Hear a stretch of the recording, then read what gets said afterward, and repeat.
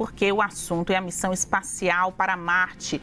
Isso mesmo, a SpaceX, empresa de foguetes do bilionário, acho que até mais rico do que isso, Elon Musk, que estava há algum tempo aí no governo americano, anunciou que pretende agora enviar uma nave sem tripulação até o planeta vermelho.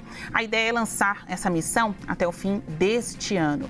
Ou melhor, até o fim do ano que vem, 2026. A gente lembra que a SpaceX acumula várias falhas em lançamentos e vem fazendo testes não tripulados desde 2023. Vamos entender melhor esse projeto, como pode sair do papel e ir além, literalmente, da ficção, com o Luciano Camilo Alexandre, ele que é engenheiro do Laboratório de Propulsão a Jato da NASA. Olá, Alexandre, tudo bem? Boa tarde. Até para explicar aqui pra gente, né, esse ano e ano que vem, porque recentemente tem 2 dias, né, mais ou menos, deu uma falha em uma dessas missões ou testes da SpaceX. Neste caso, era uma não tripulada, é isso? Tudo bem? Boa tarde, Basília. Boa tarde a todos os telespectadores da CNN Brasil. Sim, na verdade, que às vezes as opiniões expressadas por mim, elas não representam a NASA ou JPL ou Caltech. Quando a gente fala de missões de Marte, a complexidade envolve missões que vão a Marte, né? A complexidade envolvida ela é muito grande. Então, a Starship, né, na verdade, ela ainda está em processo de testes, né? Então, e como foi veiculado na mídia, né? No final do ano que vem, a gente vai ter um período de janela de lançamento para Marte. Então, a cada 26 meses nós temos esse período de lançamento. Então, é essencial que todos os testes, que a espaçonave esteja preparada para que pronta para lançar dentro dessa janela, porque é uma janela ótima no qual a órbita entre Marte e a Terra permite essa viagem. Essa viagem, ela demora 7 meses. Então, dentro desses 7 meses, muita coisa pode acontecer. A eletrônica pode falhar, a partir de navegação, que é bem complexa. Algumas espaçonaves, elas não entram em órbita de Marte, ou elas não aterrissam em Marte. Então, a NASA ela tem uma estatística que 60% das missões que são lançadas para Marte, elas falharam. Mas os Estados Unidos têm uma taxa de sucesso muito alta, de 70%. 70% das missões dos Estados Unidos, elas são de sucesso a Marte. Isso se dá muito através da experiência, né? A primeira missão da NASA para Marte foi em 1965, então, onde veio a primeira imagem do solo marciano. Então, a NASA ela tem essa experiência acumulada que faz com que as missões sejam de maior sucesso. Não é coisa de Star Wars, é vida real mesmo. É importante ter você aqui como um engenheiro que estuda estas peculiaridades para explicar para a gente. E quando chegarmos lá, quando novamente tiver o desembarque de uma missão até Marte, uma missão humana até Marte, o que a gente quer por lá e pode conseguir de fato? Existem diversos desafios, né, quando a gente se fala em missão tripulada a Marte. Primeiro, pegando como exemplo o robô da NASA, o Perseverance, que está em Marte, quando ele aterrissou em Marte, alguns anos atrás, 3 anos e pouco atrás, a gente chama de os 7 minutos de terror, que é quando a espaçonave ela entra na atmosfera de Marte e ela está a 20 mil km por hora e ela precisa reduzir a 0 até tocar o solo marciano. E tudo isso precisa ser feito de forma autônoma. Então, não tem como ser feito em tempo real na sala de missões e controle, porque o sinal de telecomunicações ele demora em torno de 12 minutos para chegar na Terra.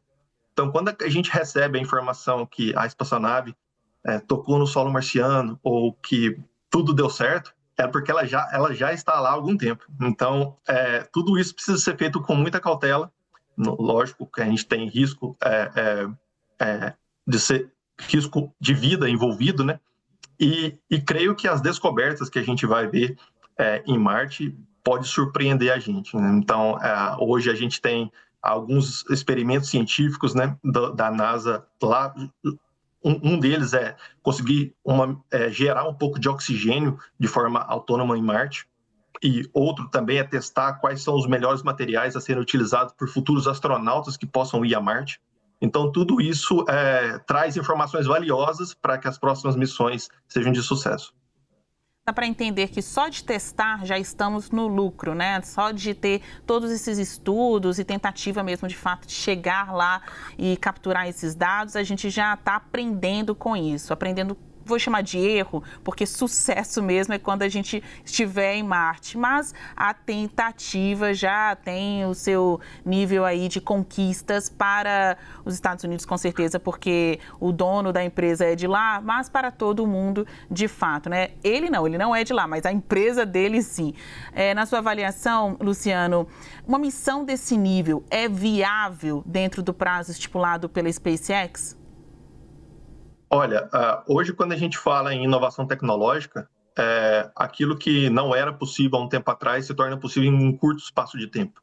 Então, a gente vê que a capacidade intelectual dos engenheiros e a força de trabalho ela é tão grande que as coisas que estão evoluindo muito rápido.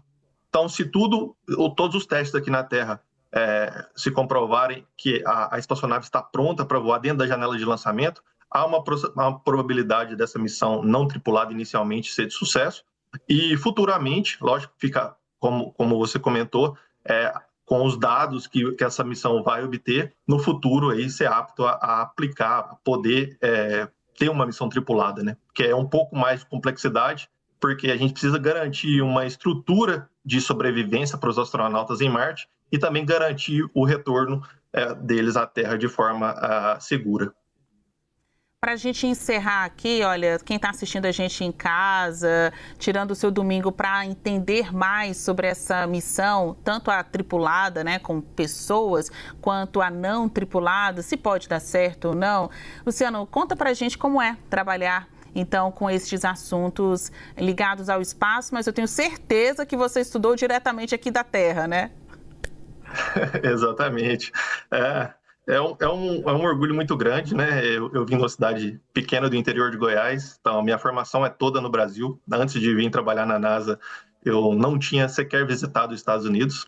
Então, hoje eu trabalho num grupo que existe na NASA há 50 anos. Então, eu sou líder de engenharia desse grupo. Então, é uma honra muito grande aprender com meus colegas e também poder contribuir com o conhecimento que eu tive aqui no Brasil. E é praticamente um sonho realizado. Quando a gente entra na sala de missões e controle, parece que a gente está num filme. A responsabilidade é muito grande, porque todas as frequências de todas as missões da NASA de espaço profundo estão sob nossa responsabilidade. Não só da NASA, mas também das outras agências espaciais parceiras e empresas privadas. Um goiano na NASA, posso dizer assim? As pessoas perguntam muito sobre a sua cidade, a sua origem aqui no Brasil, Luciano. E olha, eu sou de Brasília, gente, então falar de Goiás é todo dia, né? É o estado aqui vizinho à capital federal, que não é estado, é um distrito, né? Nós, Brasília, não somos considerados um estado, mas ao lado tem Goiás e esse fluxo aqui leva meia hora para chegar lá. Imagina um goiano ir até o espaço, né? Tem muito amigo brasiliense, conta aí, né? Com certeza, muitos colegas que moram em Brasília e é um lugar que eu gosto muito de visitar. É isso. Conversamos com Luciano Camilo Alexandre. Muito obrigada pelas suas explicações. Ele é engenheiro do Laboratório de Propulsão a Jato da NASA. Eu fico muito feliz de estar aqui na tela contigo. Parabéns pela sua profissão.